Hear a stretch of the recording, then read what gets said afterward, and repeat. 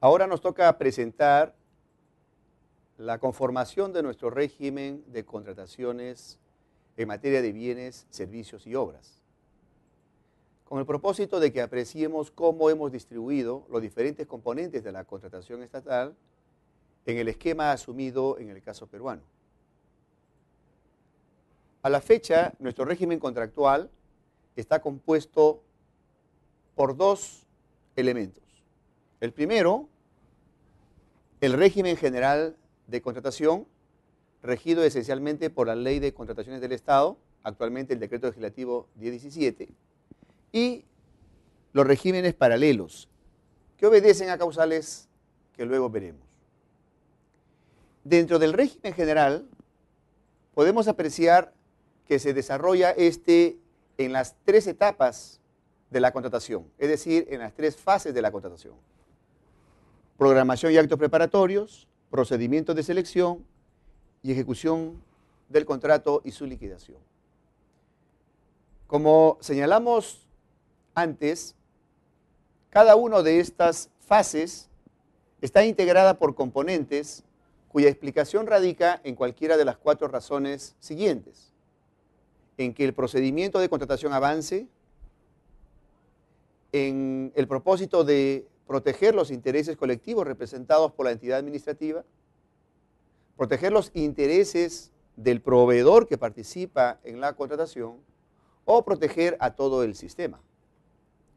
Pero todo ello, a su vez, está basado en ese criterio que también señalamos de establecer una línea de separación entre la administración pública y los proveedores, de modo que se descarga en la administración la obligación de determinar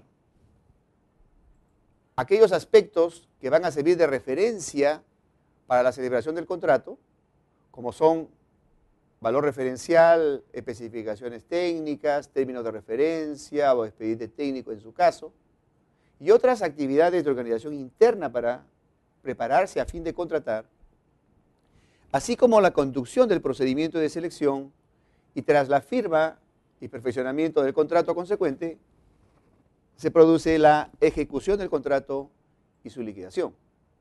En ese sentido, toda esta estructura tiene como fundamento último ese modelo en virtud del cual la administración va a invitar a ofertar, le van a ofertar, ella va a evaluar y va a adjudicar la buena pro, tras lo cual se suscribe el contrato y se ejecuta y liquida ese contrato. Pues bien, dentro de este escenario, apreciemos algunos hitos de cada una de estas fases.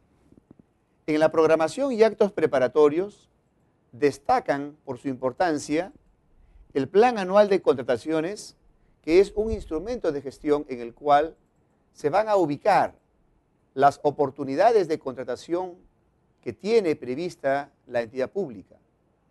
Allí se incorporará lo previsible a ser contratado durante el año, señalando fechas probables, montos estimados de manera gruesa todavía y los objetos contractuales respectivos.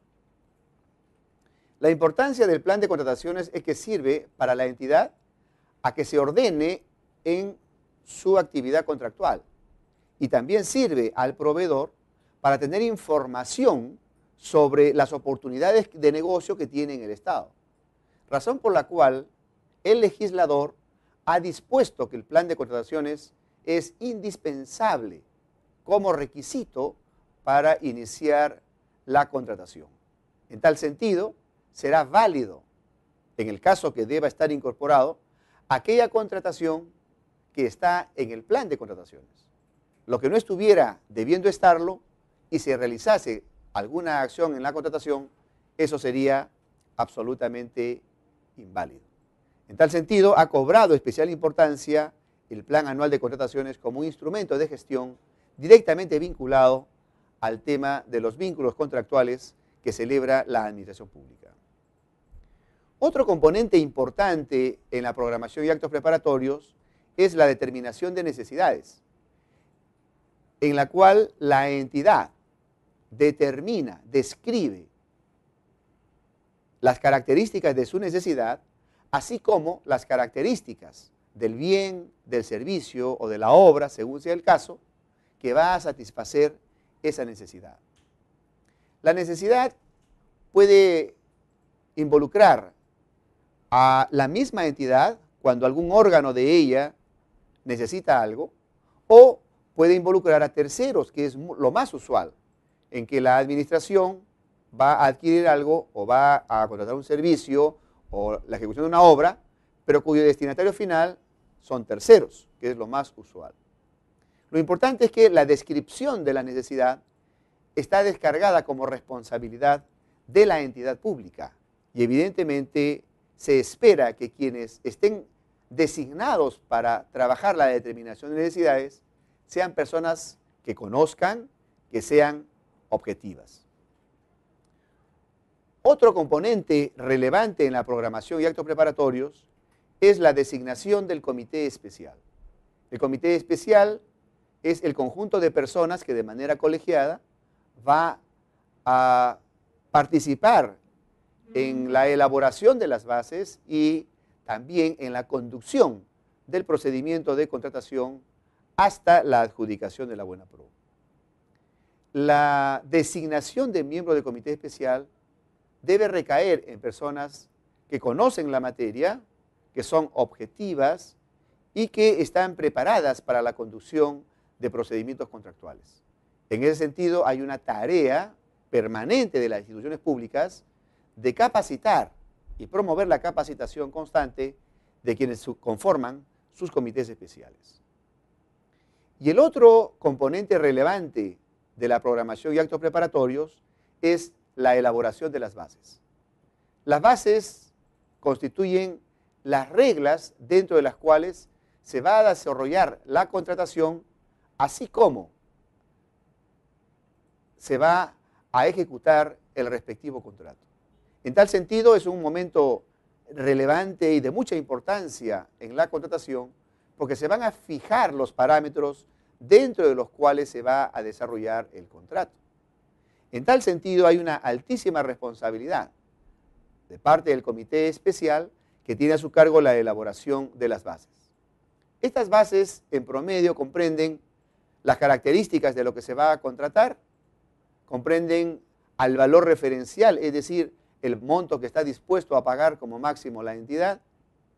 Asimismo, las reglas para la postulación en la contratación, cuando hay postulación abierta o cerrada, según sea el caso, así como otras condiciones de carácter administrativo y económico financiero que tarde o temprano se van a reflejar en el contrato. Con la elaboración de las bases se cierra la programación y actos preparatorios en el régimen general y pasamos a la segunda fase, que ya es el procedimiento de selección. El procedimiento de selección, en el caso peruano, como también viene ocurriendo en muchos otros países, ha tenido una evolución. Y hemos transitado de lo que se denomina el procedimiento clásico hacia otras modalidades adicionales al clásico, como son la subasta inversa y el convenio marco.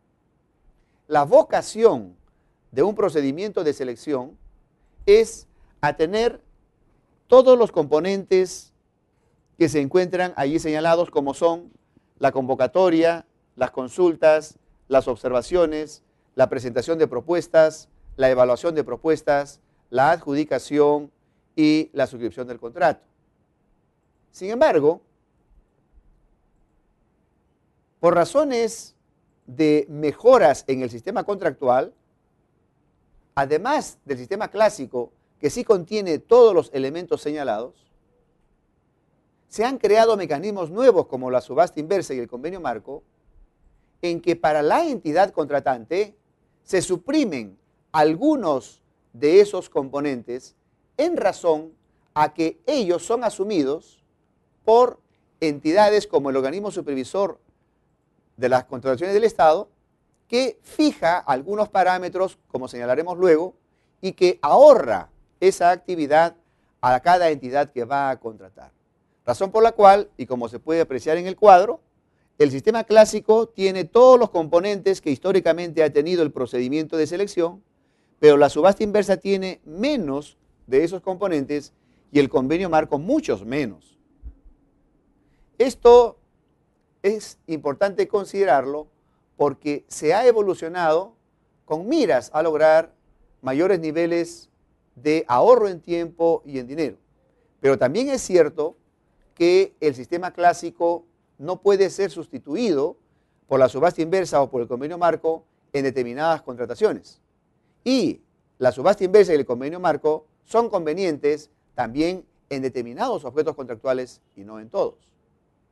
En efecto, el sistema clásico es absolutamente conveniente para la contratación de bienes, servicios disímiles entre sí, en los que es indispensable comparar, así como también en obras en que es indispensable comparar las propuestas en el aspecto técnico. Por lo tanto, en los casos en que hay necesidad de hacer comparación en la parte técnica, sea en bienes, en servicios o en obras, el régimen clásico es absolutamente pertinente, porque en la fase de evaluación de propuestas se procede a hacer una comparación. En cambio, la subasta inversa está pensada para bienes absolutamente iguales, en cuyo caso no tiene sentido hacer comparación desde el lado técnico y únicamente habrá que esperar el resultado de un circuito de competencia económica que se da en esta modalidad. Por lo tanto, solamente habrá componente económico y razón por la cual también se evita la administración esos casos. Pero como señalé, es únicamente para los casos de bienes o servicios iguales. Teóricamente, algunos tipos de obras podrían entrar en subasta inversa, pero todavía no se ha explorado más esa posibilidad. Y el convenio marco es para bienes o servicios similares, en los que la funcionalidad es la misma en determinado bien y hay diferencias en cuestiones de detalle no determinantes y por lo tanto se puede proceder a escoger cualquiera de los bienes que sean seleccionados, en este caso por el OCE, a través del convenio marco. Temas a los que nos referiremos unos minutos después. Lo importante a destacar en el procedimiento de selección es que históricamente ha estado compuesto por la convocatoria, que implica una invitación a ofrecer por parte de la administración, la posibilidad de que los proveedores presenten consultas a efectos de que se les aclare el sentido de las bases, o que presenten observaciones si detectan alguna presunta ilegalidad en las bases, tras lo cual las reglas quedan listas para la presentación de propuestas, diciéndose en este caso que las bases quedan integradas, es decir, listas para la presentación de propuestas, tras lo cual se produce el momento de la presentación de las propuestas, que puede ser en unos casos en acto público, en otros casos en acto reservado. Presentadas las propuestas, se procede luego a la evaluación de las propuestas. En el sistema clásico, por ejemplo, se evalúa la parte técnica y se evalúa la parte económica. De modo que, hecha la evaluación en la parte técnica, se obtendrá un ranking. Y luego, hecha la evaluación económica, habrá otro ranking. Mediante una fórmula que señala la legislación, se combinan los respectivos rankings y sale uno tercero y último. El primero que quede en ese último ranking será el proveedor ganador y a él se le adjudicará la buena pro y la adjudicación de la buena pro es el otro momento. Sustantivamente, la adjudicación de la buena pro significa la aceptación de la oferta ganadora. Concluido ello, se procederá al perfeccionamiento del contrato mediante la suscripción del documento contractual, aunque como la normativa señala, esta formalización o perfeccionamiento del contrato puede tener dos modos. El primero, mediante la efectiva suscripción de un documento contractual, al cual eventualmente se le adjunta una orden de compra o una orden de servicio, y en otros casos, normalmente contratos menores en bienes y servicios, por razones prácticas se considera suficiente que exista una orden de compra o una orden de servicio. Veamos ahora el eje de la desagregación de los procedimientos de selección. Como señalé algunos minutos antes, el procedimiento de selección hoy tiene en el Perú una triple clasificación. Tenemos el procedimiento clásico, la subasta inversa y el convenio marco. Apreciemos a qué obedece cada uno de ellos. En el caso del procedimiento clásico, que es el que históricamente se ha usado de manera prácticamente exclusiva, este procedimiento es muy pertinente para bienes, servicios u obras que por sí son disímiles. Es decir, cuando uno presenta una propuesta, encuentra que estamos ante un bien, por ejemplo, que es distinto a otro bien presentado por otra empresa. Y habrá que comparar entre ellos.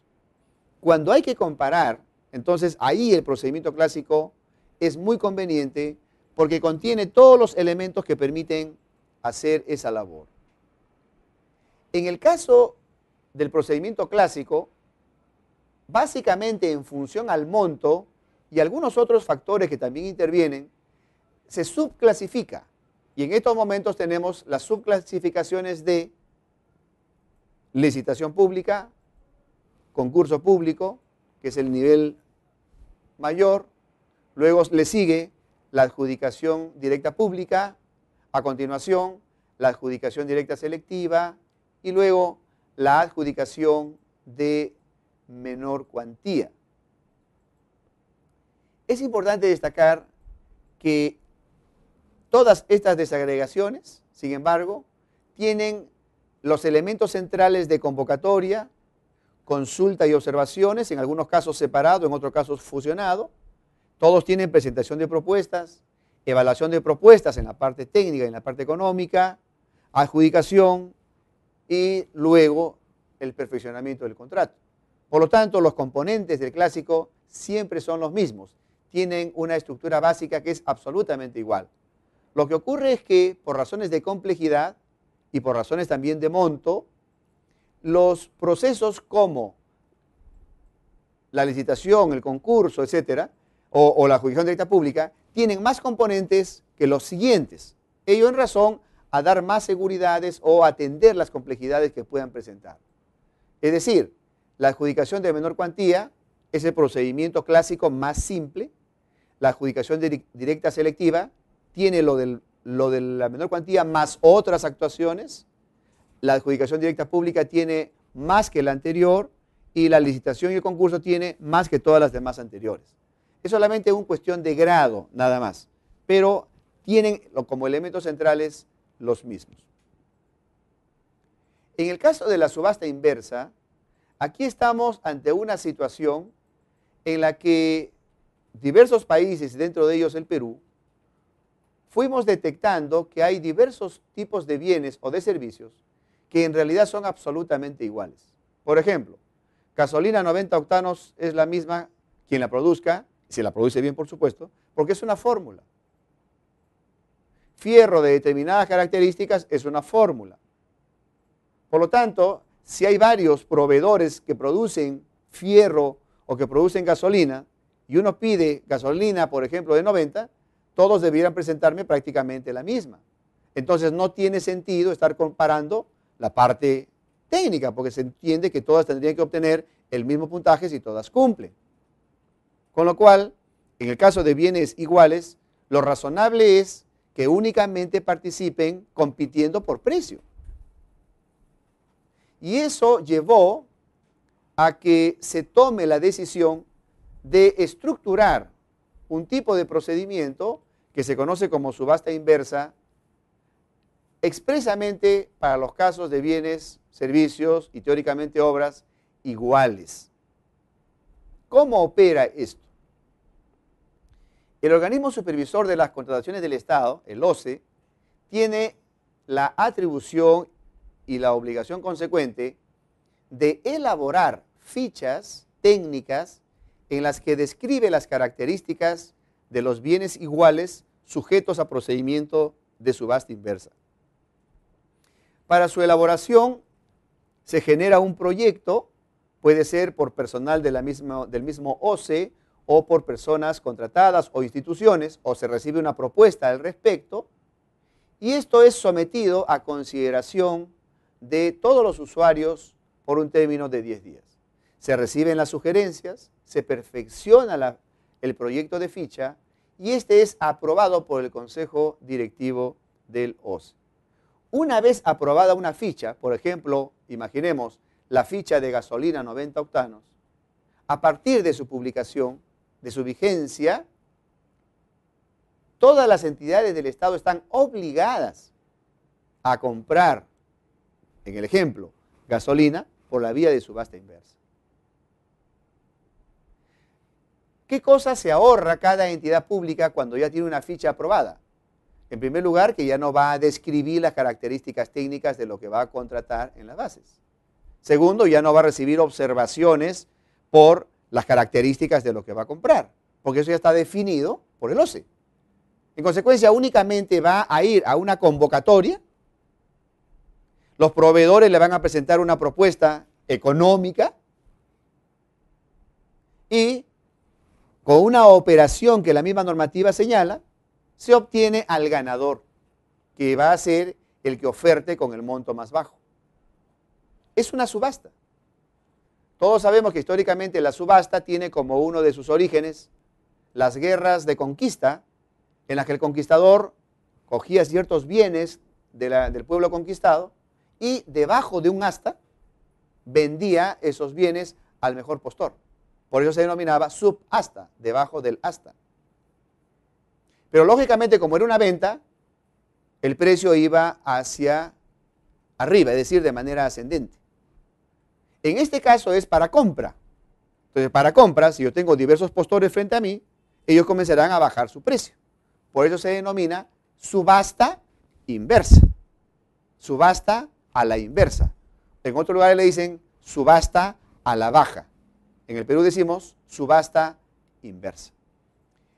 Pues bien, entonces, en el caso de la entidad, ella convoca a un proceso de subasta inversa y los proveedores van a ingresar a un circuito en virtud del cual el ganador será el que presente la oferta más baja. Determinado el proveedor que presenta la oferta más baja, se procede a adjudicarle y a suscribir el respectivo contrato.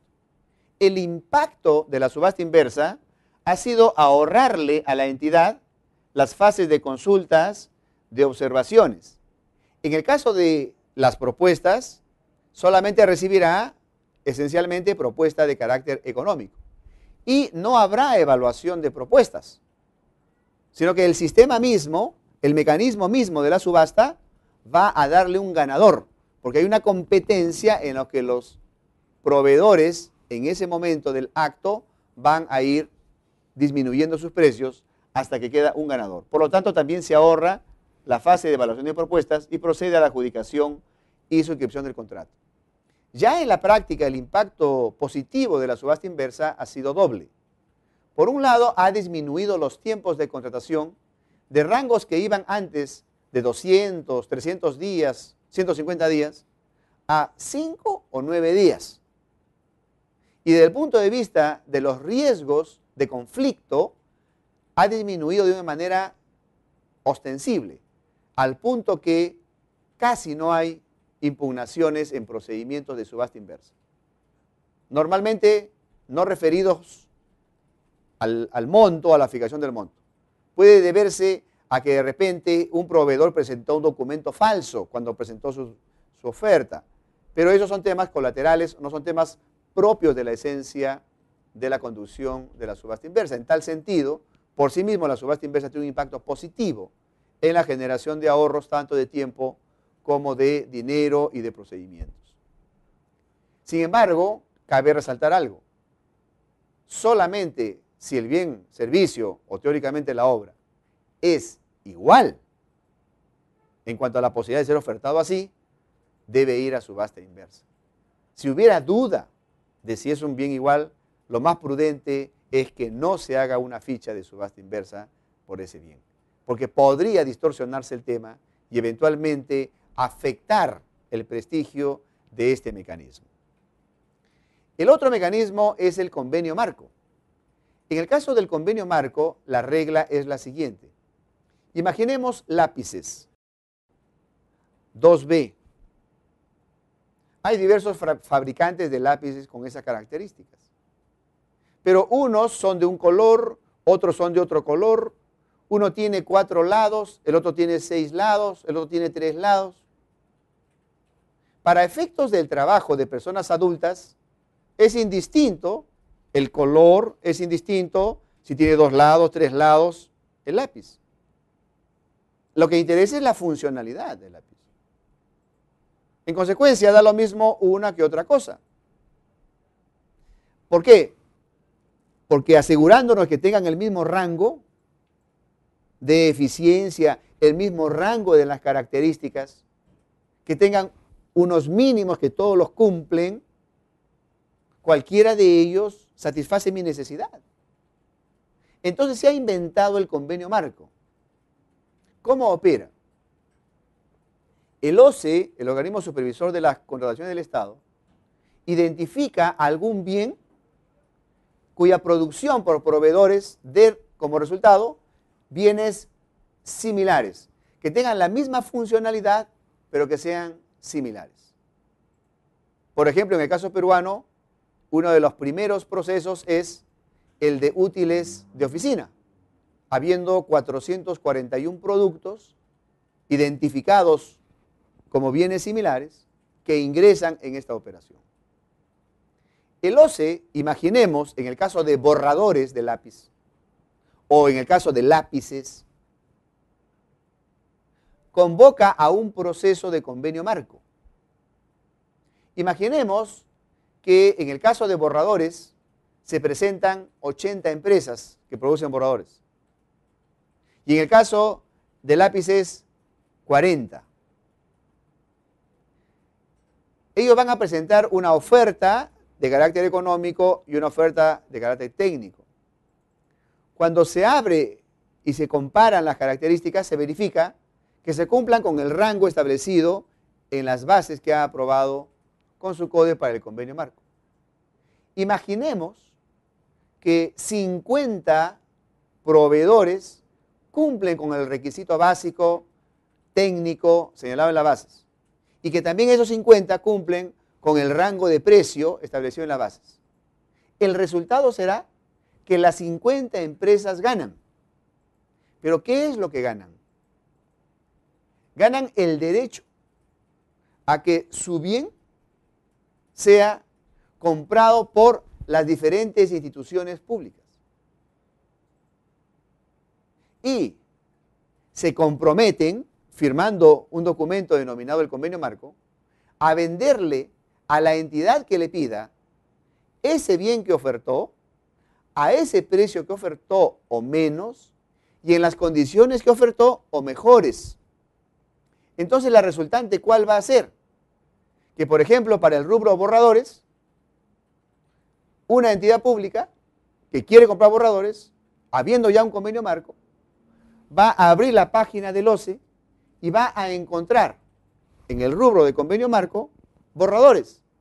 Y va a encontrar que para un modelo determinado de borrador van a existir, por ejemplo, 40 empresas. Cada una mostrando su borrador, en algunos casos con foto en tercera dimensión. Y la entidad únicamente va a escoger el borrador que desea de la empresa que considere conveniente y comprará. Lanzará su orden de compra y habrá comprado. Y puede comprar hoy una cantidad, mañana otra cantidad, según lo que requiera. Puede comprarle a más de un proveedor, según sea su necesidad. Por lo tanto, la entidad pública que va a contratar puede contratar en un día, porque ya todo lo demás está prefijado. En consecuencia, en el convenio marco, la ventaja está en que el periodo en que el OCE desarrolla el convenio marco culmina con la fijación de qué empresas están calificadas con sus respectivos productos para venderlos al Estado. Y eso, una vez ya fijado, se publica y se muestra en el SEACE. Y en el segundo momento de la operación de convenio marco, cada una de las empresas, cada una de las entidades que necesita comprarle a esas empresas bienes, únicamente abre la página, escoge lo que le conviene y emite su orden de compra o su orden de servicio, con lo cual ha contratado. Es decir, los pasos se eliminan de una manera importante. Ya no habrá convocatoria, ni consulta, ni observaciones, ni presentación de propuestas, porque ya todo está ofertado de manera permanente en la página. Tampoco habrá evaluación de propuestas, porque no hay propuestas. Y únicamente la entidad adjudica y perfecciona el contrato. Esto hace que el ahorro en tiempo y el ahorro en dinero sea muy relevante para el Estado. Las contrataciones, y varias días se han hecho ya, se pueden realizar en un solo día o en tiempos muy cortos, muy breves, y el riesgo de impugnaciones es prácticamente cero. Puede haberlo, pero lo previsible, como que ocurre en la realidad, es que prácticamente no existe, porque cada entidad decide, dentro de lo que está vigente en el convenio marco, los bienes o los servicios que considera necesarios para su actividad. La tercera fase está constituida por la ejecución del contrato y la liquidación. En este caso, los componentes principales o más relevantes son la ejecución de las prestaciones en primer lugar, que no es otra cosa que las obligaciones que tiene que cumplir cada una de las partes. Allí es importante el trabajo de supervisión de la ejecución del contrato.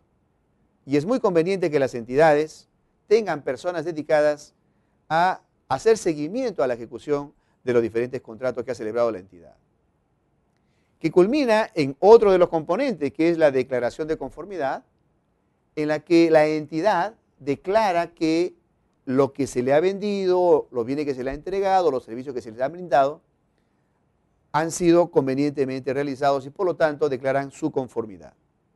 Y luego se procede a la liquidación, que es una operación para definir los montos finales de las prestaciones y termina el vínculo contractual.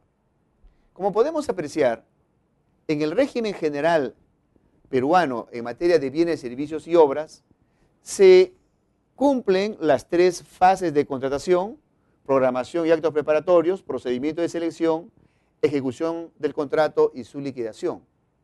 Y notamos también que en el procedimiento de selección hay una desagregación en cuanto a las maneras de contratar, que ha pasado de tener solamente el sistema clásico, ahora agregársele la subasta inversa y el convenio marco.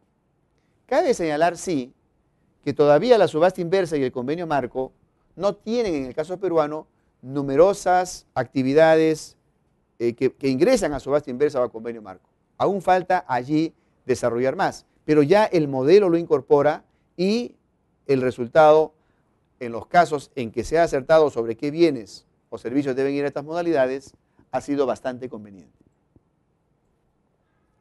En tal sentido, la preparación de quien trabaja en el tema de contratos públicos es conocer cuál es la vía por la cual se tiene que transitar en materia de contratación. Respecto de los regímenes paralelos de contratación, lo primero a señalar es que las causas por las cuales existen regímenes paralelos son tres, básicamente. La primera es porque hay determinadas entidades internacionales como el BID, el Banco Mundial, el JBIC de Japón o el AID de Estados Unidos y otras, que para efectos de prestarnos dinero o para otorgarnos cooperación técnica, exigen que la contratación con cargo a esos recursos se haga con las normas que ellos tienen. Esa es la primera razón. La segunda razón, tratándose de entidades como UNOPS, OIM, OEI. UNOPS es la entidad de contrataciones de Naciones Unidas, OIM es la Organización Internacional para las Migraciones y el OEI es el organismo iberoamericano, de Estados iberoamericanos, que tienen también reglas de contratación. En estos casos, en este segundo bloque, obedece a casos en que el Estado encarga la contratación a estas entidades y se aplican, cuando la norma así lo dispone, las reglas de contratación de dichas entidades.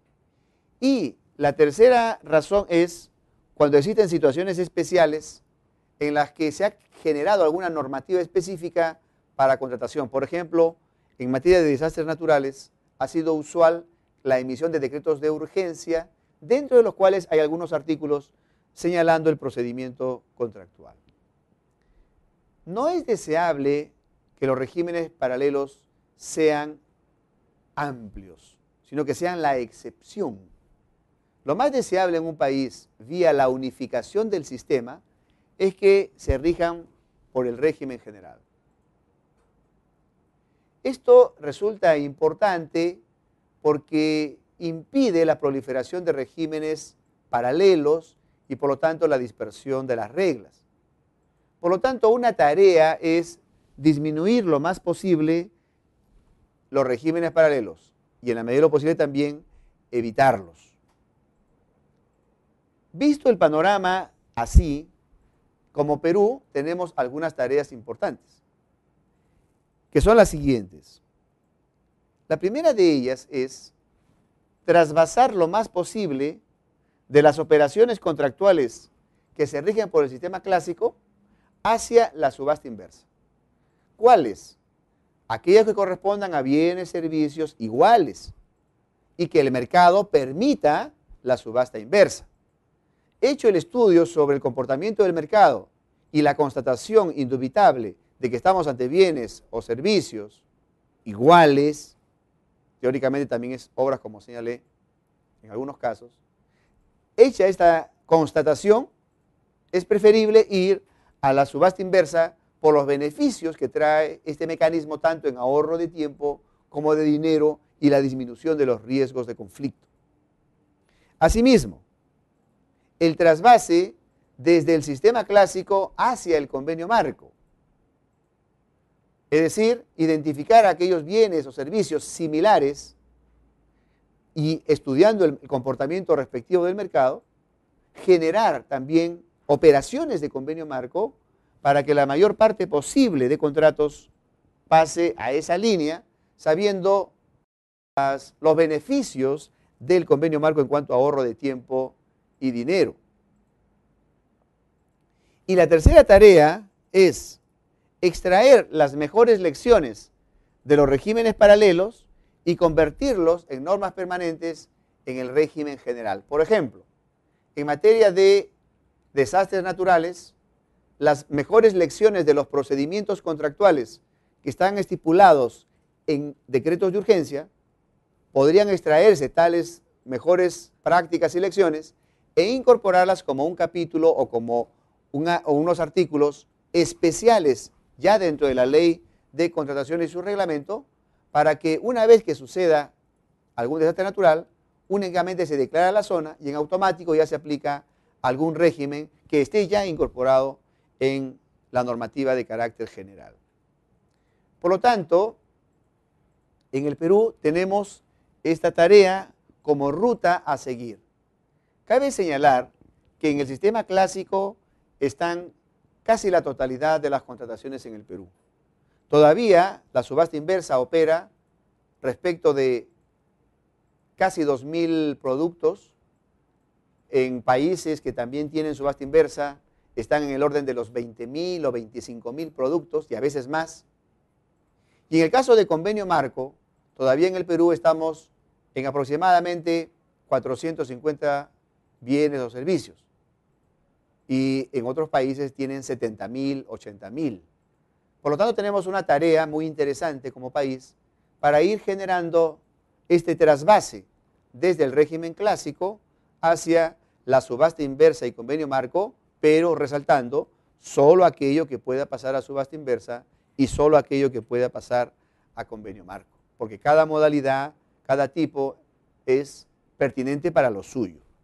Y la otra tarea, como señalé, es este trasvase de los regímenes paralelos. Un detalle respecto a los regímenes paralelos es que el BID y el Banco Mundial echa una evaluación de la normativa peruana. Notamos que estamos muy cerca al cumplimiento de los requisitos que ellos piden para que eventualmente decidan que la contratación con cargo a los fondos de estas entidades internacionales se haga con la normativa nacional. Otro aspecto a resaltar es que en el caso de UNOPS, el OCE y UNOPS celebraron el 2010 un convenio en virtud del cual las contrataciones de UNOPS van a verse reflejadas en el SEACE, en el Sistema Electrónico de Contrataciones. Se van a trabajar bases estandarizadas de manera conjunta y también se está explorando cómo llevar adelante la solución de controversias. Por lo tanto, es una importante vinculación que además permite abrir la información de UNOPS en materia de contratos, tanto al OCE como a la Contraloría, si lo requiriesen para efectos de cumplimiento de sus funciones de verificación, supervisión y control. En ese sentido, nuestro sistema actual tiene esta situación hoy y la idea es ir avanzando en las líneas que hemos señalado.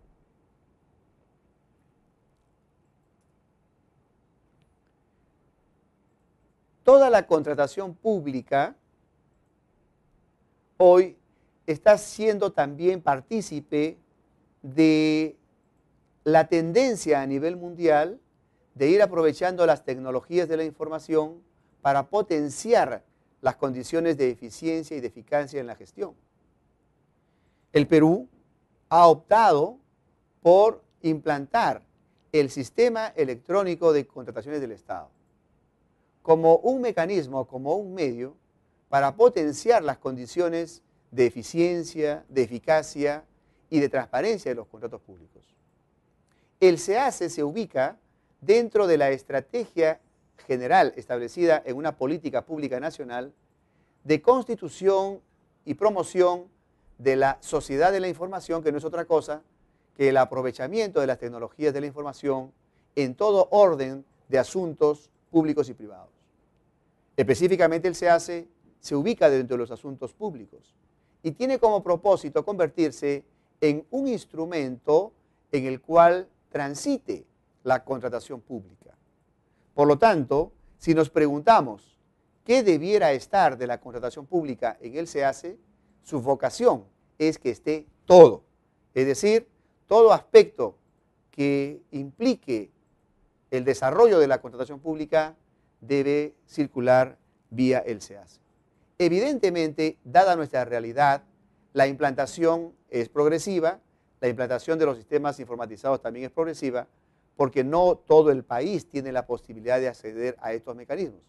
Pero como es creciente la implantación en general de las tecnologías de la información, lo previsible a futuro es que el SEACE pueda ir acogiendo de manera sostenida todo aquel aspecto relevante en materia de contratos públicos. Actualmente en bienes, servicios y obras, lo que figura en el SEACE son los planes anuales de contratación de todas las entidades, el desarrollo de los diferentes procedimientos de selección, las exoneraciones, los contratos y diversa información estadística o de utilidad para los diferentes actores que participan en los contratos públicos.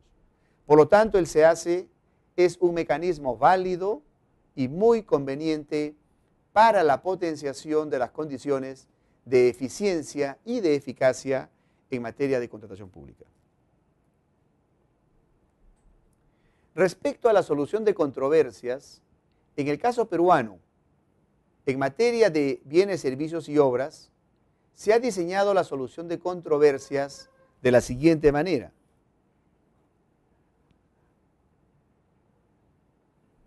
Cuando se está en el procedimiento de selección, que es la segunda fase de la contratación, y se produjera algún discrepancia que lleve a la necesidad de impugnaciones, lo cual en nuestro modelo se centraliza en el momento de la adjudicación de la buena pro.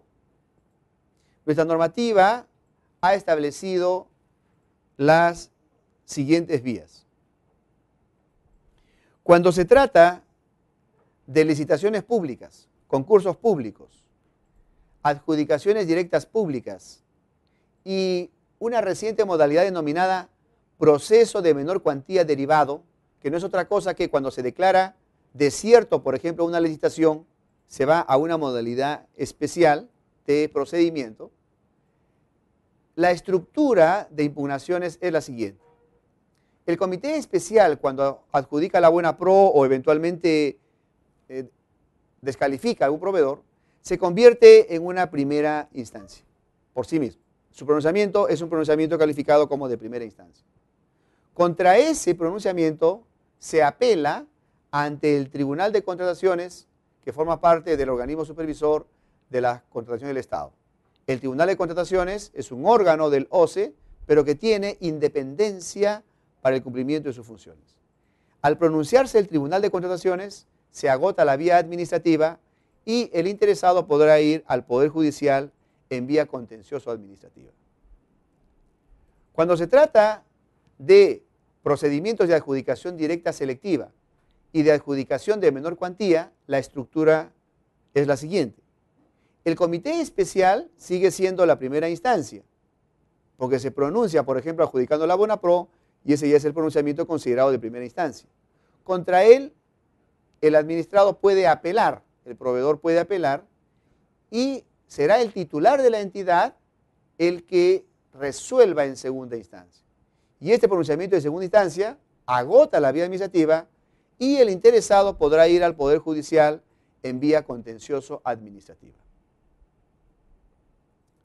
Cuando ya está celebrado el contrato, nuestra legislación en bienes, servicios y obras prevé las vías de la conciliación y el arbitraje para la solución de las controversias.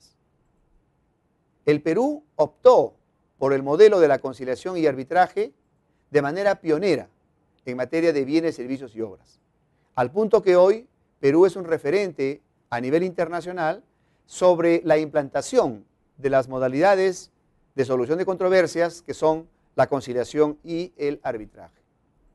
Hay toda una normativa de desarrollo sobre esta materia, pero el propósito central está en asegurar que vía los mecanismos de conciliación y arbitraje, la solución de controversias en la fase de ejecución contractual prospere de manera justa, equilibrada. El impacto efectivo ya en la práctica de la implantación de conciliación y arbitraje es en que se ha ganado en materia de especialidad y en materia de oportunidad para los pronunciamientos. Lógicamente que no son temas pacíficos y por lo tanto también hay algunos factores o elementos que ajustar y mejorar, tanto en conciliación como en arbitraje. Pero son vías válidas que han mostrado que bajo determinadas condiciones son muy útiles para la solución de controversias en la fase de ejecución contractual. Visto todo este panorama, enlacémoslo con la tendencia de la contratación pública en el mundo, de modo tal que nos pueda servir ello para determinar algunas rutas de acción que debamos considerar. En el mundo entero, hoy, hay algunos temas vigentes respecto de la contratación pública que están impulsando modificaciones en los regímenes a nivel global.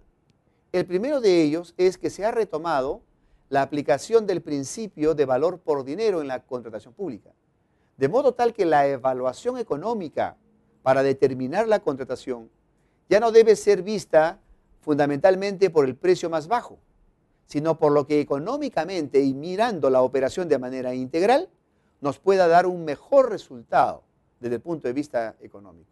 Con lo cual no necesariamente ganará la oferta más baja, sino aquella que ubique diversos factores integrados entre sí y nos dé un resultado económico integral superior. La otra tendencia está marcada por la promoción de la contratación pública para el desarrollo sostenible. Es decir, la incorporación de la política pública, no solamente nacional, sino también global, de proteger el medio ambiente e incentivar su mejoramiento. Esto da lugar, por ejemplo, en el caso peruano, a que se haya establecido límites a las entidades públicas sobre la cantidad de plástico que pueden comprar en los diferentes bienes o servicios que se les brinda. Y otra es la exploración que se está haciendo sobre el otorgamiento de mejores puntajes o mayores puntajes a las ofertas que consisten en bienes o servicios amigables con el medio ambiente. Otra línea de la tendencia en el mundo es la integración de los sistemas de contratación a nivel continental y a nivel global. Ya hay varios países que están tratando juntos en algunos bloques en el mundo. La tendencia es hacia la interoperabilidad de los sistemas contractuales públicos. En ese sentido, no nos extrañe que dentro de algún tiempo el Perú esté comprando conjuntamente con otro país determinados bienes o realizando determinadas contrataciones de servicios o de obras. Además, se ha incorporado también como una tendencia muy marcada hoy en el ámbito de las contrataciones públicas la formación de capacidades y la profesionalización de la contratación pública. En ese sentido, es cada vez más exigente la tendencia a nivel mundial a que quienes operan en contratación pública sean personas calificadas y certificadas. En ese sentido, hay diversos esfuerzos que se van desarrollando en el mundo en esta materia. Como manera de adelanto del Perú a este propósito, se ha establecido, por ejemplo, que quienes en el Estado participan en contratos públicos deben tener una cantidad mínima de horas de formación en contratos públicos. Pero a eso se va a adicionar, como ya está sucediendo en varios lugares del mundo, en la generación de certificaciones progresivas de calificación de personas en materia de contratación pública. Ya hay niveles equivalentes a maestría, doctorados, PhD o similares en el mundo entero en materia de contrato público, con valor global incluso. Hay un anuncio para que próximamente en el continente, en nuestro continente, y dentro de ello en nuestro país, también se implanten mecanismos de certificación con valor internacional, sin perjuicio de lo que se está haciendo a nivel nacional. Y una quinta línea que se ha abierto como tendencia en la contratación pública es establecer mejoras en la rendición de cuentas en materia de contratos públicos. Se ha entendido en este terreno que la contratación pública tiene una alta sensibilidad en toda comunidad, porque es el punto de encuentro entre las políticas públicas que se propone hacer cualquier gobierno y lo que realmente va a suceder. En tal sentido, la alta importancia que tiene, que además implica la presencia de fondos públicos, que es de todos los miembros de la comunidad, ha hecho que la rendición de cuentas se convierta en un correlato necesario.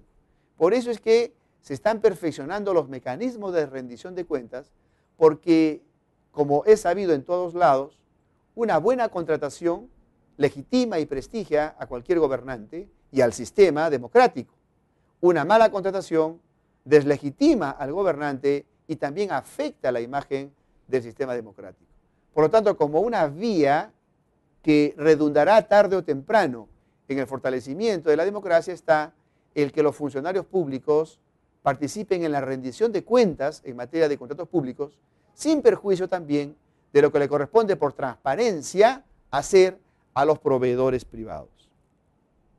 Por lo tanto, son estas las tendencias o los elementos de las tendencias de la contratación pública en el mundo hoy, y el Perú va a tener que ir ya previendo para adaptarse a esas tendencias que en el mundo entero están desarrollándose. El Perú efectivamente viene participando de varios escenarios donde se trabajan estos temas, lo cual permite tener algunos elementos de juicio para estructurar mecanismos que nos preparen en ese propósito.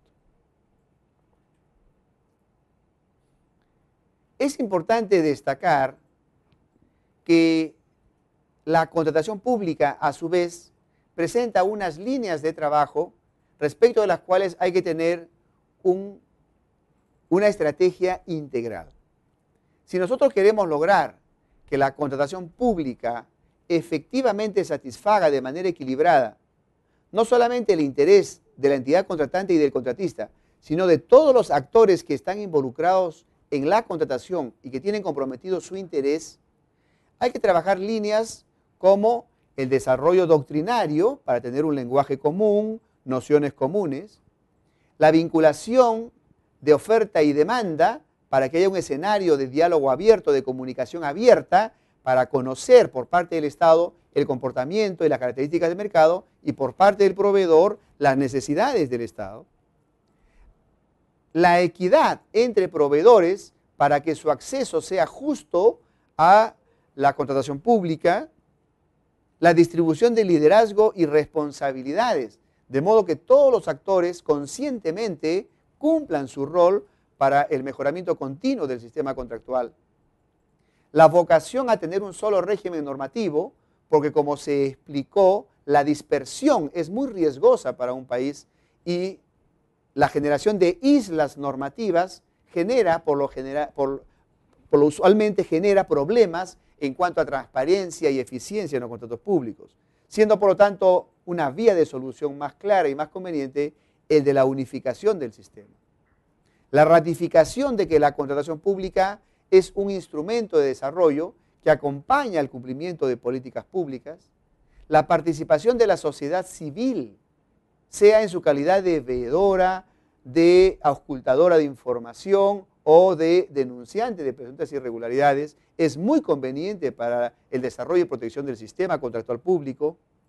La evaluación periódica de las normas de contratación a efectos de compatibilizarlas con la evolución del escenario donde se produce esta contratación, la participación en la integración internacional, tal como lo viene haciendo el Perú en los diferentes tratados de libre comercio, en uno de cuyos capítulos en cada cual está presente el tema de los contratos públicos, asegurando por lo tanto los derechos o los intereses también del país, y lógicamente el impulso y sostenimiento de la cultura de transparencia como un escenario normal en el ámbito de los contratos públicos.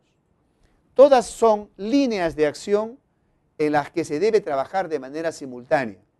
Hablar de los contratos públicos necesariamente implica hablar de todos estos temas a la vez y por lo tanto una estrategia integral debe ser adoptada considerando todos ellos, porque van a redundar en el mejoramiento sostenido de la contratación pública que tienda a satisfacer de manera equilibrada a los diferentes interesados involucrados en la contratación pública. Esto es relevante porque ya en el mundo se está impulsando la aplicación de una metodología de evaluación de los sistemas de contratación de los países.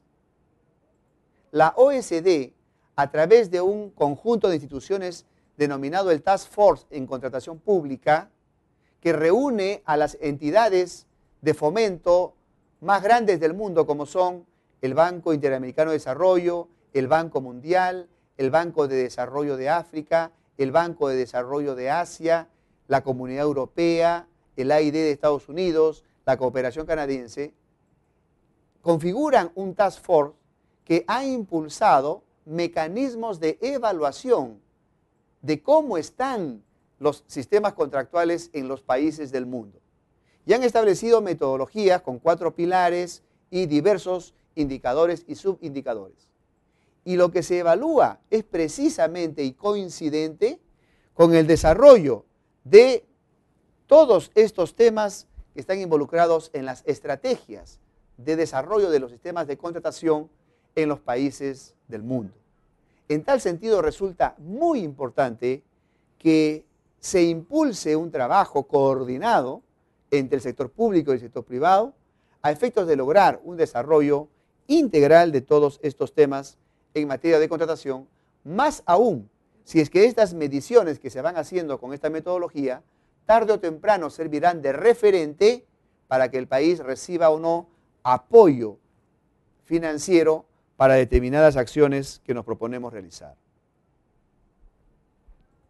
Finalmente, quisiera señalar la agenda general que tenemos como país a efectos de lograr que nuestro sistema de contratación pública logre mejores niveles de eficiencia y de eficacia y que sintonice tanto con la tendencia de desarrollo en el país como con la tendencia de desarrollo en el mundo entero. Son varias rutas que de manera simultánea debemos abordar, unas de impacto nacional, otras de impacto continental y otras de impacto global. A nivel nacional, la tarea clave hoy es integrar internamente nuestro sistema de contratación. Me explico. La ley de contrataciones y su reglamento y otra normativa existente están pensadas fundamentalmente y son muy pertinentes para entidades intermedias, entidades grandes, es decir, entidades que tienen un nivel intermedio de desarrollo o un gran nivel de desarrollo institucional. Ministerios, empresas del Estado, municipalidades grandes, etc. Pero no necesariamente se aplica bien o sí presenta efectivamente dificultades en su aplicación en entidades pequeñas como municipalidades de algún distrito del interior del país o de zonas de frontera o de zonas de emergencia política o de terrorismo como en el caso del EBRAE. Para esas zonas las reglas tal cual están son muy difíciles de aplicar. Entonces lo que hay que hacer ahora como tarea nacional es desagregar nuestra normativa y atender también esas peculiaridades, pero siempre dentro de una normativa integrada, de modo tal que tengamos un sistema que tenga una base de principios para todos, un segundo nivel de procedimientos generales para todos, procedimientos básicos para todos, pero un tercer nivel de procedimientos y vías especiales para aquellas situaciones especiales que tenemos. Esa es una tarea clave hoy para complementar nuestro sistema, hacerlo más integral y más acertado para el desarrollo de la actividad contractual pública en bienes, servicios y obras en el Perú. Y en el nivel continental y global, el Perú tiene que participar de manera sostenida y de manera cuidadosa en los procesos de integración, porque todos estos procesos tienen como uno de sus componentes la contratación pública. Y hay una tendencia en el mundo conocida como la armonización, que no es otra cosa que la generación de estándares en materia contractual a efectos de lograr que en el mundo entero la tendencia sobre cómo entender los principios, cómo estructurar los procedimientos básicos de contratación y cómo generar las prácticas sanas de contratación obedezcan a criterios comunes, de modo tal que se genere confianza en los diferentes inversionistas que van transitando de un país a otro y que tienen como a uno de sus clientes necesarios a los respectivos estados. En ese sentido, trabajar los procesos de armonización de prácticas, de principios, de mejoramiento resulta fundamental.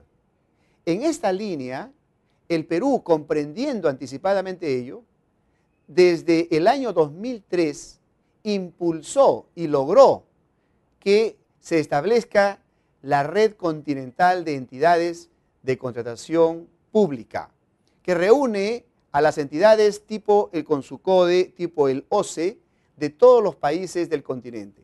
Son 31 países que estamos integrados ya. He tenido el honor de ser presidente de esta organización y por haber vivido directamente esto, quisiera dejar claro que es una vía muy válida a efectos de lograr estos procesos de armonización. Y también el año 2010, desde el OCE impulsamos la creación de la Red Mundial de Entidades Públicas. Con el apoyo de la OSD fue factible la creación de esta red mundial que se hizo en Cusco, Perú. En tal sentido, ya los países, a través de sus entidades de contratación pública, a través de sus entidades oficiales de contratación pública, tienen estos dos escenarios para poder participar activamente en la formulación de propuestas de armonización, de modo que el diálogo con la OSD y su Task Force de Contratación Pública sea fructífero y dé complementariedad a ambas perspectivas. En tal sentido, el Perú tiene estas dos tareas. La interna, de integrar y desarrollar a mayor detalle su sistema, pero en paralelo ir compatibilizando esa tarea con su participación en la construcción a nivel continental y a nivel global de regímenes de contratación que tiendan a ser uniformes, confiables, predecibles, siempre eficientes, siempre transparentes.